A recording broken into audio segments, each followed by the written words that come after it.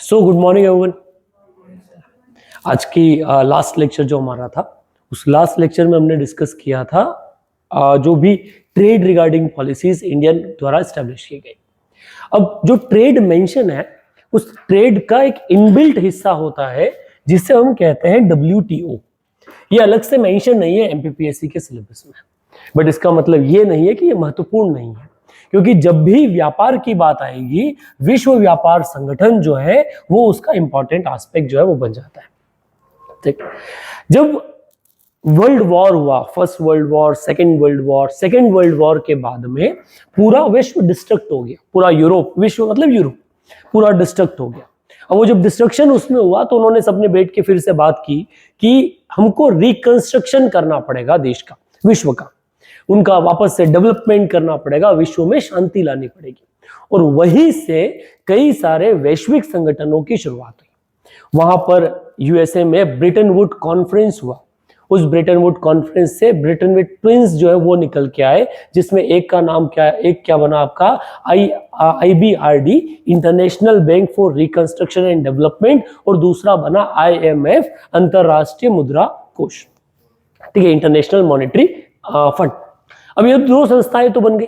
अब ये बैंक का काम कर रही थी, पर इसी के साथ रिक्वायरमेंट जो आई वो आई एक ऐसे संगठन की जो विश्व में व्यापार को क्या कर सके, प्रमोट कर सके। और उसी व्यापार को प्रमोट करने के आधार पर एक आइडिया जो है वो डेवलप हुआ। ठीक, ऐसे अगर वर्ल्ड ट्रेड ऑर्गेनाइजेशन, विश्व व्यापार संगठन का एस्टेब्लिशमेंट अगर देखा जाए तो वो माना जाता है 1995 से। कब माना जाता है? 1995 से, 1 जनवरी 1995, ये याद रखिएगा। पर इसका हिस्ट्री 1995 से नहीं, इसका हिस्ट्री काफी पुराना। और काफी पुराना कितना, जब मैं बता रहा हूं कि 1945 में जब ब्रिटेन वुड ट्विंस बन के आए, तब एक और बात हुई कि हमारे यहाँ ग्लोब क्या बनाना चाहिए, एक ऐसा संस्थान बनाना चाहिए जो क्या कर सके, जो कितना ट्रेड या व्यापार को प्रमोट कर सके। अब ये जो WTO बना, ये एक ऐसा फोरम है जो ट्रेड वगैरह के बारे में काम करता है। अभी रिसेंट इसकी स्थिति अगर देखी जाए तो इसमें 164 मेंबर्स क्या है, एस्टैब्लिश। हेडक्वार्टर WTO का कहां पे? जेनेवा। कहां पर हेडक्वार्टर? जेनेवा, स्विट्जरलैंड में इसका हेडक्वार्टर है। और 164 टोटल मेंबर है, और 23 क्या है, ऑब्जर्वर गवर्नमेंट इसमें, जैसे ईरान, इराक, भूटान, लीबिया, ऐसे कुछ ऑब्जर्वर मेंबर्स हैं। जो फुल टाइम मेंबर किसके नहीं है, आपके WTO के। तो ये याद रखिएगा, ऐसे सवाल हमने देखे हैं कि total number of nations in organization, वो आसियान का पूछ सकते हैं, वो WTO का पूछ सकते हैं, वो सार्क का पूछ सकते हैं। तो WTO में टोटल कितने मेंबर है? 164। ठीक, अब इस संगठन के बारे में अगर बात की जाए तो इस संगठन की जो शुरुआत है, वो शुरुआत क्या हुई, वही 45 में हुई, जब एक आइडिया आया कि हमें क्या बनाना चाहिए, इंटरनेशनल ट्रेड ऑर्गेनाइजेशन जो है ITO बनाना चाहिए। कब बनाना? 1945 में क्या बात हुई, इंटरनेशनल ट्रेड ऑर्गेनाइजेशन जो है वो बनाना चाहिए। किस चीज को बढ़ावा देने के लिए? व्यापार को बढ़ावा देने के लिए। परंतु अमेरिकन संसद में ITO का जो प्लान था वो फेल हो गया। जब वो फेल हो गया तो ये जो ITO बनना था, ये आइडिया भी फेल हो गया। इसके फेल होने के बाद में 1948 में हमने एक एग्रीमेंट जो है वो किया, एक संस्था नहीं बनाई, क्या किया, एक एग्रीमेंट साइन किया, जिस एग्रीमेंट का नाम था general agreement on trade and tariff, व्यापार और टैरिफ में इस मूल्य पर सामान्य समझौता, जिसे कहा जाता है गेट। क्या कहा जाता है? जिसे गेट के नाम से जाना जाता है। ठीक है, किसके नाम से जाना जाता है? गेट के नाम से। अब गेट नाम से हमने क्या बनाया, एक समझौता जो है वो क्रिएट किया। अब ये क्या था, ये कब आया, तो ये 1 जनवरी 1948 को किसमें आया, मींस इफेक्ट में आया। टोटल 23 देश इसके क्या थे, सिग्नेटरी थे। कितने देश थे? 23। इसमें भारत जो है वो भी इसका क्या था, एक साइनी था या फिर शुरुआती सदस्य हुआ करता था। किसका? गेट का। गेट आ गया, गेट क्या करने लगा, तो गेट व्यापार के लिए एक लिबरल एंड विश्व को देने लगा। एक व्यापार के लिए क्या दिया उसने, एक कितना, एक संगठन के रूप में क्या करने लगा, काम करने लगा। 1948 से 1994 तक बाहर विश्व में जो भी व्यापार चला वो गेट के आधार पे ही चला। परंतु गेट में कई सारी समस्याएं थी, कई सारे डिस्प्यूट थे।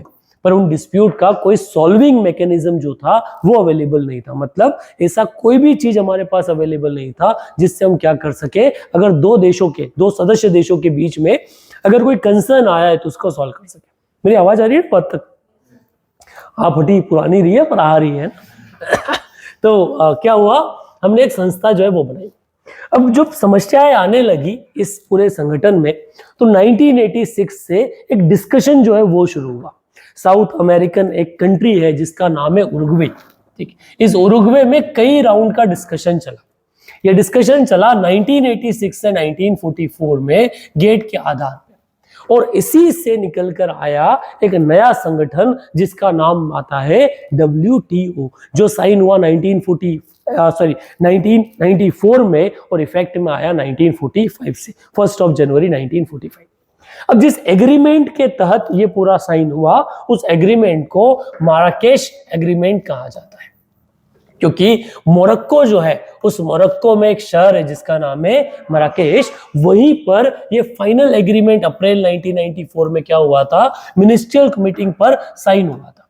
इसलिए इस एग्रीमेंट को क्या एग्रीमेंट कहा जाता है, माराकेश एग्रीमेंट कहा जाता है। सवाल पूछा जा सकता है माराकेश एग्रीमेंट किससे संबंधित है, मार्केश समझौता किससे संबंधित है? The Marrakesh agreement belongs to the followings. आपको नीचे दे दिया जाएगा व्यापार से, हेल्थ से, ठीक है, और भी अलग अलग ऑप्शन। तो ये किससे संबंधित है? ये व्यापार से, विश्व व्यापार संगठन से संबंधित है। यही कहानी समझ, ठीक है। अब ये कॉन्ट्रैक्टिंग जितनी भी पार्टी थी, ठीक है, जो 1947-48 में गेट की थी, वो सबके सब सदस्य बन गई किसकी? WTO की। और WTO से एग्जिस्टेंस में आ गया 1 जनवरी 1995 से। WTO के शुरुआत के ऊपर सवाल MPPSC पूछ चुका है। उसने तारीख वाइज पूछा था और बहुत प्यारा पूछा था। कैसे पूछा था? 1 जनवरी, ठीक, 1 अप्रैल, 1 दिसंबर, 1 जून। बताओ भाई कब क्या हुआ था, ये एग्जिस्टेंस में आया था। तो 1994 में साइन हो गया और आया कब? आई कहानी समझ में? बढ़े आगे चलिए। WTO एग्जिस्टेंस में आ गया।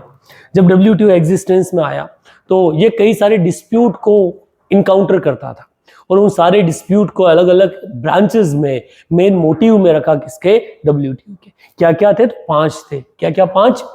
Agreement on agriculture, agreement on trade and textile and clothing, जिसे हम मल्टी फाइबर फैब्रिक एग्रीमेंट कहते हैं या फाइबर एग्रीमेंट कहते हैं। Agreement on TRIMs, agreement on TRIPS, TRIMs होता है ट्रेड रिलेटेड इंटेलेक्चुअल मेजर्स और ट्रिप्स होता है trade related intellectual property rights, और आखिरी था general agreement on trade in services. इन सब 5 आधार पे क्या बना? ये संगठन बना। किस किस पर? एक हुआ कृषि पर समझौता, agreement on agriculture.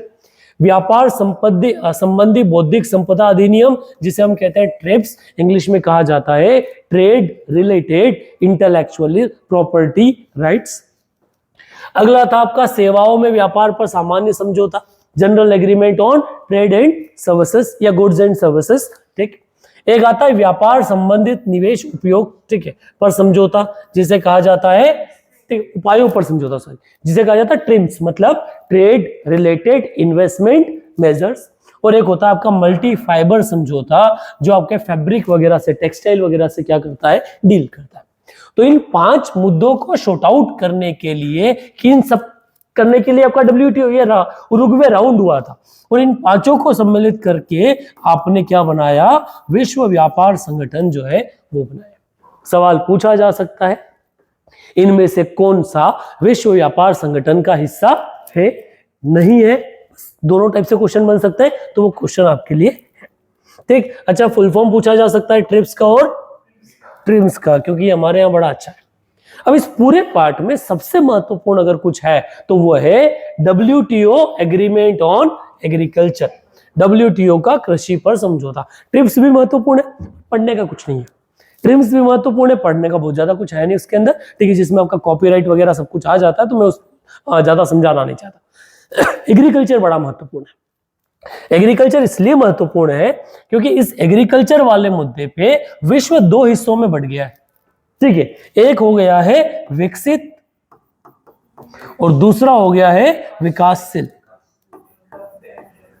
Develop and developing. तो एक हो गया विकसित और दूसरा हो गया है विकासशील। अब ये विकासशील और दो में अंतर किस आधार पे हुआ तो समझिए। विकसित लोगों के पास व्यापार के लिए दो चीजें हैं, क्या क्या है, एक तो इंडस्ट्रियल गुड्स भी है, औद्योगिक सामान भी है, साथ साथ में एग्रीकल्चर गुड्स भी है। पर विकासशील के पास सिर्फ मैक्सिमम क्या है, एग्रीकल्चर गुड। अब होता क्या है, विकसित देश जो है वो बहुत ज्यादा सब्सिडी दे देके अपनी जो एग्रीकल्चर की लागत है उसको कम कर देते हैं। उनकी लागत कम आती है तो ये सस्ता एग्रीकल्चर प्रोडक्ट कहां बेचते हैं, विकासशील देशों में। अब हमारे पास तो बेचने के लिए खाली एग्रीकल्चर था, जब हम ये बेचने इनके पास जाते हैं तो ऑलरेडी इनके यहाँ तो सस्ता मिल रहा है, हमारा कोई खरीदेगा क्या, नहीं। तो हम न तो क्या बेच पाए, न गुड्स बेच पाए, नहीं क्या बेच पाए, एग्रीकल्चर गुड। तो ये हमारा झगड़ा है। इस झगड़े का लीडर है चाइना, लीडर है चाइना और इंडिया। यहां हम दोनों भाई भाई है।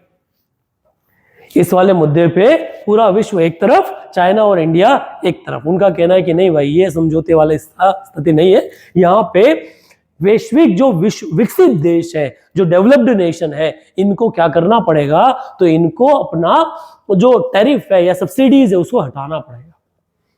और वहीं से सारे के सारी चीजें जो है वो निकल के आती है। समझिए क्या क्या इसमें कॉन्सेप्ट जो है वो आते हैं, जहां से सवाल पूछे जाते हैं। जैसे आपने नाम सुना होगा ब्लू बॉक्स, ग्रीन बॉक्स, नाम सुना है, यहां से सवाल बड़े आते हैं।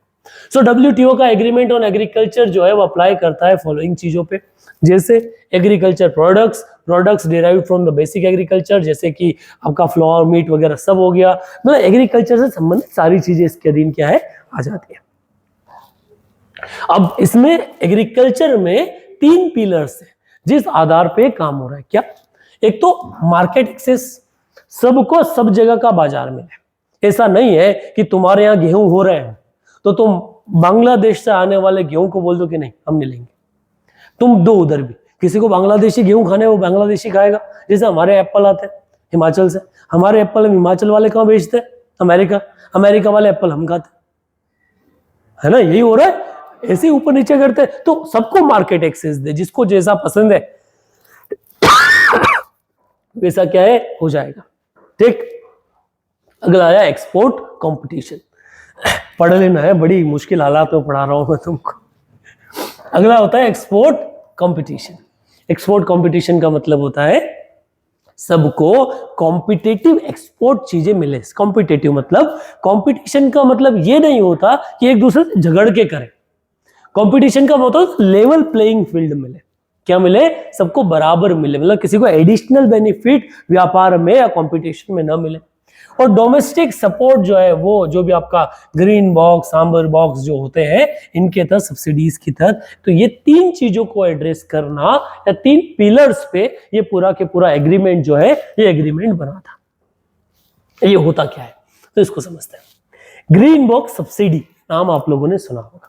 क्या होता है, it includes supports with no minimal distortive effect on trade. For example, government provided agriculture research और ट्रेनिंग। ये ग्रीन बॉक्स सब्सिडी वो चीजें होती हैं या खर्चा वो होता है जिससे व्यापार और लागत पे बहुत ज्यादा फर्क न पड़े। ठीक है, ये कलर है ग्रीन बॉक्स, आम्बर बॉक्स, ठीक है, ब्लू बॉक्स। ये कलर क्या है, तो ये आपका ना तो रेड, आपका रेड लाइट होता है कि ग्रीन है मतलब चलने दो, कोई रेस्ट्रिक्शन नहीं है। रेड है मतलब नहीं भाई बिल्कुल कुछ ऊपर नीचे नहीं हो सकता। और एक और क्या होता है आपका येलो, मतलब धीरे धीरे जाओ, है ना, मतलब इधर उधर आसपास में देखते हुए जाओ, हमारे सिग्नल खराब है। ये भी हो सकता है ना। ये कहानी समझ में आई। ग्रीन बॉक्स मतलब जिसका क्या ना हो, जिसका व्यापार पर कोई प्रभाव न पड़े, जिनका कीमतों पर कोई प्रभाव न पड़े। आप रिसर्च पे खर्चा करो, आप ट्रेनिंग पे खर्चा करो, आपको जहां जहां खर्चा करना है वो करो, पर सबसे मतलब क्या मत करो, उसकी लागत कम मत करो। ये कहानी समझ में। दूसरा होता है आम्बर बॉक्स। आम्बर भी एक कलर होता है ना, आसमानी नहीं, अरे नहीं रे अंबा, तूने अंबर बना दिया उसको, ठीक है, नहीं आम्बर। ये होता है गोल्डन, गोल्डिश कलर जो होता है आपका, शहद वाला जो कलर होता है ये वैसा है। ठीक है। ये इंक्लूड ट्रेड डिस्टॉर्टिंग सपोर्ट, मतलब जब आप क्या कर रहे हो, अपने मिनिमम प्राइस सपोर्ट प्राइस जो है वो निकाल दिया, गवर्नमेंट को बाय करने के लिए भी बोल दिया, आपने अलग से पैसा दे दिया, ऐसा सारा तरह का जो पैसा है वो अम्बेर बॉक्स में आता है। ठीक है, जैसे आपने खाद जो है, खाद की कीमत 2000 है, आपको 500 रुपए में किसानों को दे दी, लागत कम हो गई ना। इस तरह से आपने किसानों की लागत क्या कर दी, कम कर दी, कॉस्ट जो है वो कम कर दी, तो ऐसा साचा, फिर आपने प्राइस बढ़ा दी। तो ये सारी चीजें जो है ये क्या है, ये डिस्टॉर्टिंग है, ये ट्रेड व्यापार को क्या करती है, प्रभावित करती है। कैसे प्रभावित करती है समझना। दो देश है, ठीक है, दो देशों में दो किसान है, एक जगह ए मान लेते एक जगह बी मान लेते हैं, दोनों क्या कर रहे हैं, व्हीट का प्रोडक्शन कर रहे हैं। एक देश में फर्टिलाइजर्स पे सब्सिडी है 50%, इरिगेशन फ्री मिल रहा है, इलेक्ट्रिसिटी फ्री मिल रही है, तब उसको जो लागत आएगी उसमें ये सारी चीजें क्या हो जाएगी, माइनस हो जाएगी, और इसको क्या होगा, ये सारी चीजें प्लस हो जाएगी। तो इसका जो पर क्विंटल गेहूं का प्राइस आएगा वो कम आएगा और इसका बहुत ज्यादा आएगा, तो ये दोनों कंपीट कर पाएंगे क्या। ठीक है, जैसे एक बात मैं हमेशा बोलता हूं एमएसपी को लेके, जब हम हमारे यहाँ के किसानों से बात करते हैं कि हम लोग पंजाब वालों से कंपीट करते हैं, किससे कंपीट करते हैं, पंजाब वालों से, करना ही नहीं चाहिए। ठीक है, उनका एमएसपी अलग, हमारा एमएसपी अलग यार। कैसे, क्योंकि पंजाब में पर हेक्टेयर अगर प्रोडक्शन के बारे में बात की जाए तो वहां 18 से 20 क्विंटल गेहूं होता है पर बीघा का। ठीक है, बीघा का 4 बीघा के हिसाब से अगर देखा जाए तो उन्होंने क्या किया है, लगभग 70 से 80 क्विंटल वहां पे क्या हो रहा है, गेहूं हो रहा है। ठीक है, 1 हेक्टेयर का 70 भी मिनिमम मान लेते। हमारे यहाँ 10 से 12 क्विंटल या 10 से 15 में कहानी चलती है, मतलब हमारे यहाँ क्विंटल गेहूं क्या हो रहा है, 40 से 50 क्विंटल गेहूं, पहला। दूसरा क्या हो रहा है, हेक्टेयर की बात कर रहा हूं। दूसरा, वहां पर इरिगेशन फैसिलिटी बहुत अच्छी है, हमारे यहाँ पता नहीं कहां से इकट्ठा करके पानी पिला रहे है ना, खर्चा बहुत ज्यादा लगा रहे, तो हमारे यहाँ कॉस्ट क्या ज्यादा है। अब ये निकालने के बाद में अब तुम डिवाइड करते हो लागत से, तो भाई इनकी तो कम लागत है ना, हमारी लागत तो क्या है, ज्यादा है, तो हमारी एमएसपी अलग रखो। पहली वालों को ही नहीं मिल रही। और हमारे यहाँ भी एक नया ट्रेंड है, पंजाब का किसान प्रोटेस्ट कर रहा है, एमपी वाला शादी ब्याह जिम रहा है ना, उसको प्रोटेस्ट नहीं करना, उसको एमएसपी से बहुत ज्यादा लेना देना है नहीं, पता नहीं क्यों इतना शांति इधर है एमपी में, पता ही नहीं चलता। अब वो इंडिपेंडेंस मूवमेंट भी देख लो, है ना, पूरा देश लड़ रहा था हमें छोड़ के। हाँ, ये कहा मालवा दिखा आपको कहीं पे इंडिपेंडेंस, चलो हम तो यूपीएससी में इंडिया पढ़ते हैं, वहां एमपी का बहुत ज्यादा लेना देना हम रखते नहीं है, खाली झंडा सत्याग्रह, चरण पादुका सत्याग्रह, 3-4 चीजें ले लेते हैं। तुमने तो एमपी स्पेसिफिक हिस्ट्री पढ़ी होगी ना, कहीं दिखा मालवा, ये हमारा उज्जैन, देवास, इंदौर वाले कुछ है कहीं, सब गायब है, सब शांति में, इनको कोई टेंशन था ही नहीं। हाँ, निमाड़ फिर भी दिख गया, बुंदेलखंड फिर भी दिख गया, मालवा नहीं देखा, हमको है ही नहीं चिंता किसी चीज से। ये दोनों समझ में आया बच्चे। चलिए आगे बात करते हैं। एक 2-3 चीजें और भी होती हैं इससे। एक होती है de minimis. De minimis provides provision allowed developed countries to maintain trade distorting subsidies, ठीक है, और amber box subsidies to the level of 5% of the total agriculture output. ये एक एग्रीमेंट है। क्या एग्रीमेंट है कि भैया जितने भी डेवलप्ड नेशन है वो अपनी एग्रीकल्चर सब्सिडी जो क्या है, ट्रेड डिस्टॉर्टिंग है, उससे किस प्रतिशत से कम रखेंगे, 5% से कम रखेंगे। और डेवलपिंग नेशन के लिए कितना है, 10%। हम सपोर्ट चाहते हैं, उनसे कम करवाएंगे, ये याद रखिएगा। तो डी मिनिमीज क्या होता है, तो ये क्या है, एक एग्रीमेंट है जो एग्रीमेंट बाध्य करता है डेवलप्ड नेशन को कि तुम 5% से कम तुम्हारा एवरेज सब्सिडी करो, और हमारे को क्या बाध्य करता है कि हम क्या करें, 10% तक रख सकते हैं। अभी पता है स्थिति क्या है, अभी डेवलप्ड नेशन में 5 से 7% सब्सिडी मिलती है, हमारे यहाँ पता है कितनी मिलती है, 2 से 3%। हमारी लिमिट है 10% की, अभी हम 10% तक पहुंचे ही नहीं है। ठीक, अगला होता है ब्लू बॉक्स सब्सिडी। अब ये क्या है, ये अंबर बॉक्स सब्सिडी है विद कंडीशन। अंबर बॉक्स मतलब ट्रेड डिस्टॉर्टिंग है, अब इसमें कुछ कंडीशंस लगा रखी है जैसे any support that would typically fall under the amber box is categorized into the blue box if it required farmer to limit production. अगर आप लिमिटेड प्रोडक्शन के लिए ऐसे सब्सिडी दे रहे हो, आप चीजों के प्रोडक्शन पे कंट्रोल कर रहे हो, तो वो किस सब्सिडी में आ जाएगा? ब्लू बॉक्स में आ जाएगा। जहां आपने कंडीशंस डाल दी कि उससे बाजार क्या होगा, मतलब अल्ट्रा प्रोडक्शन नहीं होगा। हमारे यहाँ किसानों की जो स्थिति थोड़ी खराब होती है ना, दिक्कत जो आती है, उसके पीछे रीजन है क्या? अभी हम मार्केट बेस्ड काम करते हैं, सरकार का कंट्रोल चीजों पे नहीं होता, जनरली नहीं है।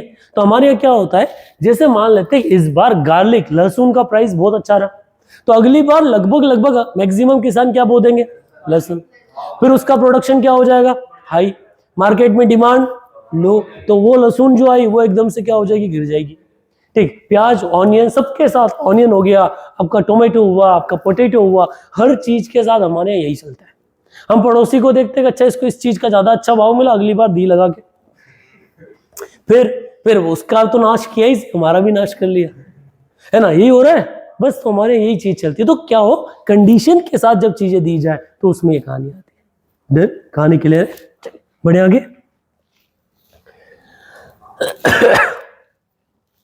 अगला होता है, अगर फिर भी कोई नहीं माने सब्सिडी देने के बाद भी और आपके देश में व्यापार करे, तो आपके पास दो अधिकार है।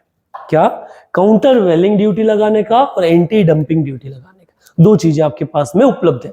आप क्या लगा सकते हैं? काउंटर वेलिंग ड्यूटी लगा सकते हो और एंटी डंपिंग ड्यूटी लगा सकते हैं। जैसे प्रतिकारी कर, मतलब ड्यूटी में कर आता है, शुल्क आता है, वो जो ड्यूटी की जगह इन्होंने क्या कर्तव्य कर दिया, गलत हिंदी इंग्लिश हो गया।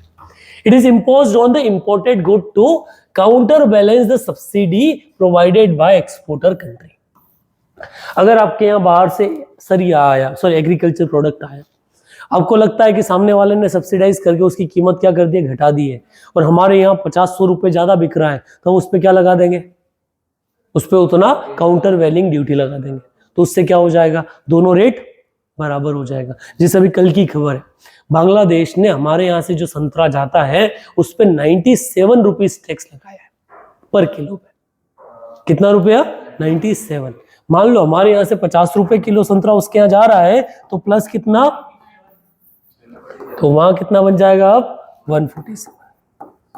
अब बेचो भैया किलो में, कोई खाएगा 147 रुपए वाला किलो वाला संतरा? नहीं। तो क्या हुआ? मना नहीं किया भारत को कि तुम संतरा मत बेचो, बिकेगा ही नहीं, खरीदेगा ही नहीं कोई।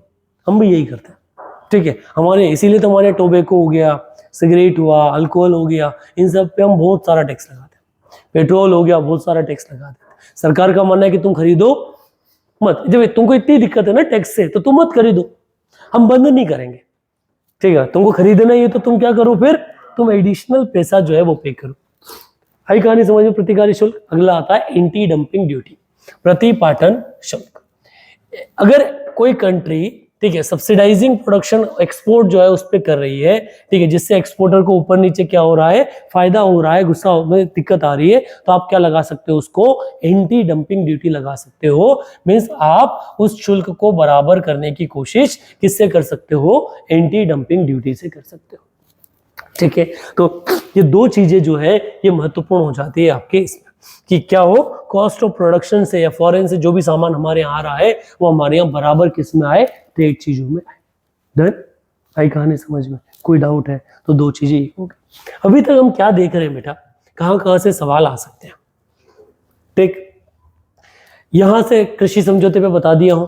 फिर सवाल कई बार पूछे गए हैं इन पे, green box, blue box, amber box, de minimis, इनके ऊपर। तो ये चीज दिमाग में रखिएगा, यहां से सवाल पूछना उनका होता है। दो टैक्स, एंटी डंपिंग और काउंटर वैलिंग ड्यूटी, ठीक।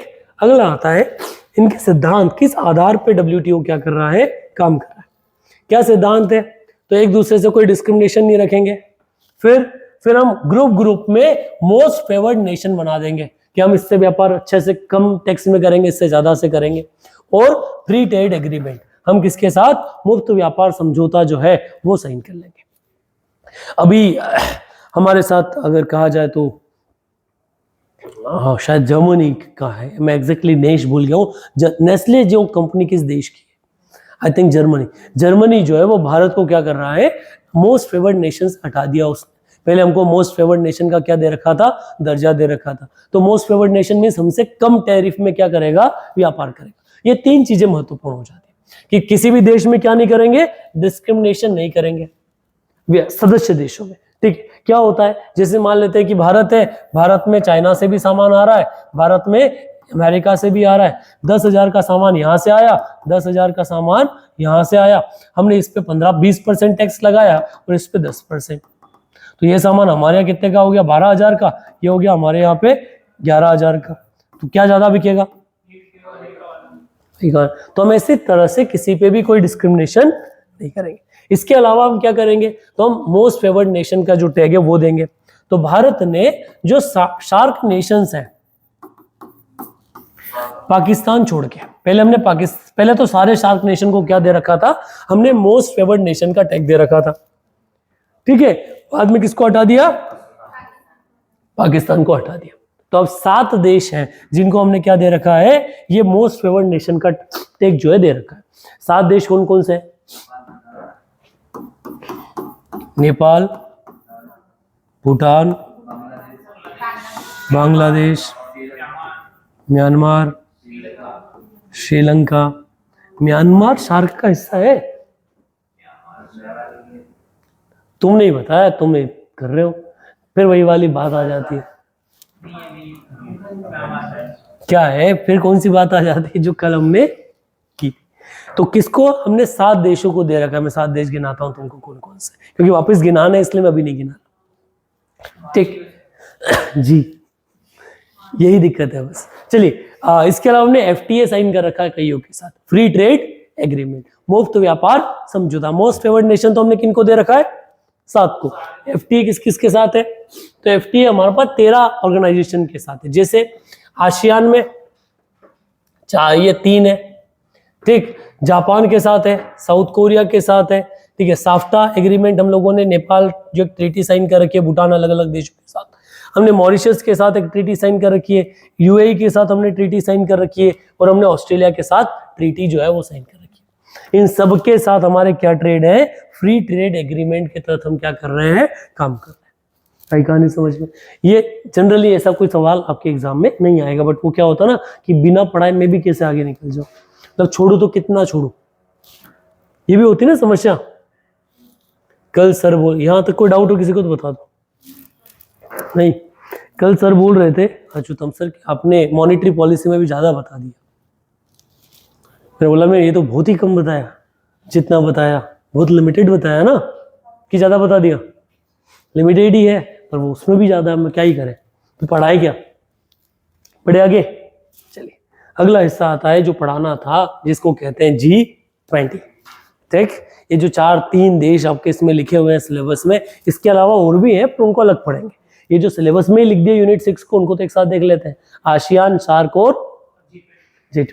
ठीक, सबसे पहले बात करते हैं G20 की। G21 हो गया, कौन ऐड हो गया, अफ्रीकन। ठीक, चलिए समझिए, एक इंटरनेशनल ऑर्गेनाइजेशन है, कब लॉन्च किया गया, 1999 में, आफ्टर एशियन फाइनेंशियल क्राइसिस जो हुआ उसके बाद से। एम क्या है, to study, review, promote high level discussion on policy issue pertaining to international financial stability, वैश्विक आर्थिक स्थिरता के लिए उसका अध्ययन करना और उससे सुझाव देना, इसके लिए इस संगठन को क्या है, बनाया गया। अब ये खाली फोटो खिंचाने का काम करता है, हाँ, मतलब I am very critical about it, खाली फोटो खिंचाना, इनसे कुछ हो नहीं रहा। इनसे ना तो शांति स्थापित, जो एक UN बना दिया आप लोगों ने, ठीक है, काहे के लिए बनाया, शांति के लिए, ठीक है, और मॉनिटर किन किन को बना दिया, उन 6 देशों को जो शांति फैला रहे हैं, 5 नेशंस ना, ठीक है, 5 परमानेंट मेंबर्स है, 5 क्लिक, उनको क्या बना दिया, मॉनिटर, और वही सबसे ज्यादा अशांति क्या कर रहे हैं, विश्व में फैला रहे हैं बस, और सबसे माए बाप बना है अमेरिका, है ना, वो दुनिया के आधे झगड़े की एक ही जड़ है, अमेरिका। ठीक, चलो, ऑब्जेक्टिव क्या है, वही पॉलिसी कोऑर्डिनेशन। मेंबर कौन कौन से, 19 देश है, 2 यूनियन है, ठीक है, समझेगा, Canada, France, Germany, Italy, Japan, UK, US, Russia, Australia, Canada, Saudi Arabia, India, south Africa, Turkey, Argentina, Brazil, Mexico, China and Indonesia, European union plus African union. Done. अब क्या कहानी है समझिएगा, इसको थोड़ा सा इस तरह से समझते हैं। इसकी प्रेसिडेंसी 22 में थी इंडोनेशिया के पास, फिर आई, अब थी, पर अगली है, ये याद रखिएगा। ये कुल मिला के वर्ल्ड विश्व जीडीपी का 85% है और 2/3 पॉपुलेशन इन देशों में रहती है। एक और कहानी समझ में आई। अगला G7 में कौन कौन है, क्योंकि इससे बात आ जाती है तो देख, Canada, Germany, France, Italy, Japan, UK और यूएसए।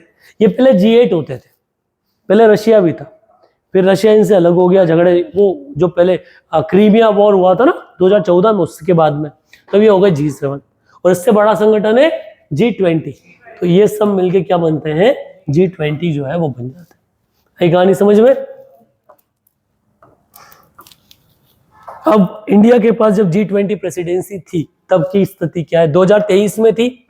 थीम हमारी क्या थी, one earth, one family, one future, मतलब वासुदेव कुटुंबकम। थीम कहां से निकाली गई, महा उपनिषद जो है उससे निकाली गई।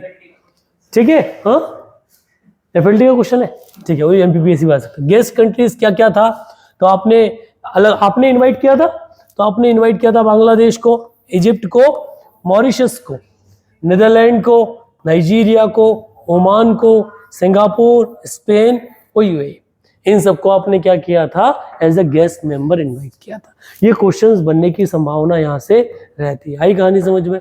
हम लोगों ने एक डिक्लेरेशन साइन किया प्रेसिडेंसी के बाद में, नाम रखा Delhi, new Delhi declaration. New Delhi declaration के कुछ फेमस पॉइंट्स हैं। क्या क्या पॉइंट है, inclusive, strong, sustainable and balanced inclusive growth, समावेशी ग्रोथ चाहते हैं हम। Accelerating progress in sustainable development goal, progress on SDG goal को हम ओवर प्रमोट करना चाहते हैं। Green development pact on sustainable future, multilateral institutions for 21st century, technological transition and digital public infrastructure, international taxation, gender equality, financial sector issues को resolve करना चाहते हैं, और counter terrorism and money laundering जो activities है हम उन पे काम करना चाहते हैं। There is no such kind of question will be there in examination I think, but still इतना बड़ा क्वेश्चन तो उनके पेपर में आता नहीं। एमपीपीएससी ने पेजेस डिसाइड कर रखे हैं ना, पेपर नहीं, मेरे को, अरे यार तुम खुद बताओ कब उन्होंने ऐसा बड़ा क्वेश्चन पूछ लिया था। उनको लगता है कि 4 लाइन से बड़ा क्वेश्चन पूछ लेंगे तो हमारे पेज संख्या क्या हो जाएगी, बाद में बढ़ जाएगी। ये रिकॉर्ड भी हो रहा है। हाँ, मतलब नहीं लगता तुम लोगों को ऐसा है ना। उसने कभी क्वेश्चन पूछे थोड़े से भी बड़े वाले, स्टेटमेंट वाले नहीं, हम वही छोटे छोटे क्वेश्चन पूछ लो, एक एक लाइन के, कहानी खत्म। ठीक, G20 से और तुमको लगता है कुछ पूछा जा सकता है? नहीं, इसका हेडक्वार्टर है कुछ जकार्ता। ठीक, डन, बढ़े आगे। अगला एक संगठन है जिसका नाम है South Asian association for regional cooperation. ठीक है, चलिए क्या हिंदी में कहेंगे, दक्षिण एशियाई क्षेत्रीय सहयोग संगठन। कब स्टैब्लिश हुआ, 1985 में, 8 दिसंबर 1985। कहां पर, ढाका में।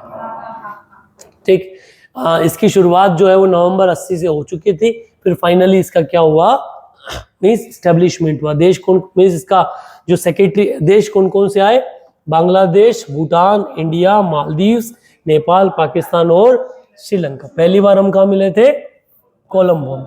कब, 1981 में। ठीक, फिर हमने एक और देश जोड़ दिया इसमें, नाम रखा, कहाँ जुड़ा ये, 2005 में। हेडक्वार्टर, सेक्रेटरीट कहां पर है इसका, काठमांडू, नेपाल। ठीक है, कहां पर हेडक्वार्टर है, नेपाल। टोटल 3% वर्ल्ड का एरिया हमारे पास है, 21% पॉपुलेशन है, और 3%, 3.5% क्या है, जीडीपी है। नाश ही हुआ पड़ा है ना। चलिए, कोऑपरेशन किस किस आधार पे कर रहे हैं, तो एक दूसरे का रिस्पेक्ट हम बहुत ज्यादा कर रहे हैं, कर ही रहे हैं, बहुत ही प्यारे हैं हम दोनों के बीच में संबंध, है ना। ये वही 7 वचन है जो फेरों के समय दिए जाते हैं और बाद में दिक्कतें आती है ना, जिनका उन 7 वचनों का बाद के जीवन से कोई संबंध नहीं होता, वैसे ही कहाँ होता है, इधर है। ये संगठन के जो मोटिव्स है ना, इनका किससे कोई मतलब है नहीं, इसका बात की, जैसे पाकिस्तान भारत हम सब एक ही जगह, बांग्लादेश, एक दूसरे का म्यूचुअल रिस्पेक्ट हम लोग कर रहे हैं, एक दूसरे की सॉवरेनिटी में हम कोई दिक्कत नहीं दे रहे, कर रहे हैं क्या, व्यापार में भी हम कोई दिक्कत नहीं दे रहे, बस रोज तो संगठन भेज ही रहे है ना, आतंकवादी भेज देते हैं, बराबर तो व्यवहार बना के रखा है, पाकिस्तान छोड़ ही नहीं रहा हमको बेचारा। तो चलिए ये तो सारा कुछ भाई चीजें हैं, काम में आएगी नहीं, क्या काम आ सकता है। 8 देश का एक शॉर्ट ट्रिक भी है, अपनी MBBS, अपनी MBBS, A stand for PNIMB।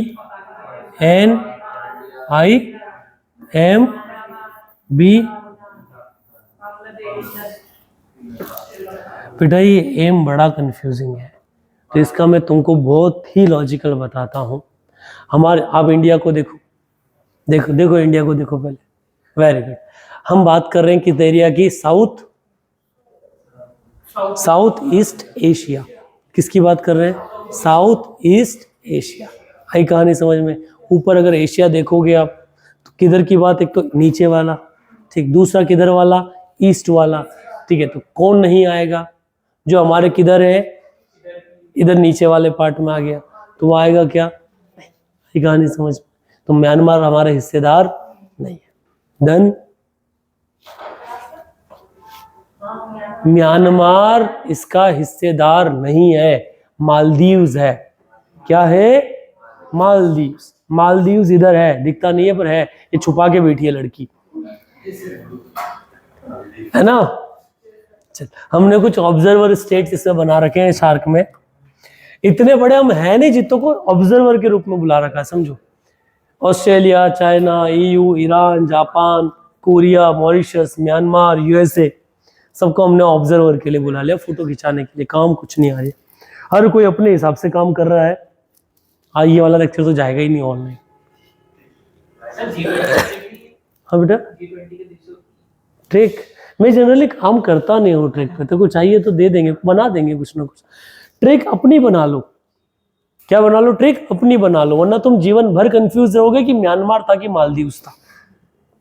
आई कहानी समझ में, भूटान था कि बांग्लादेश था।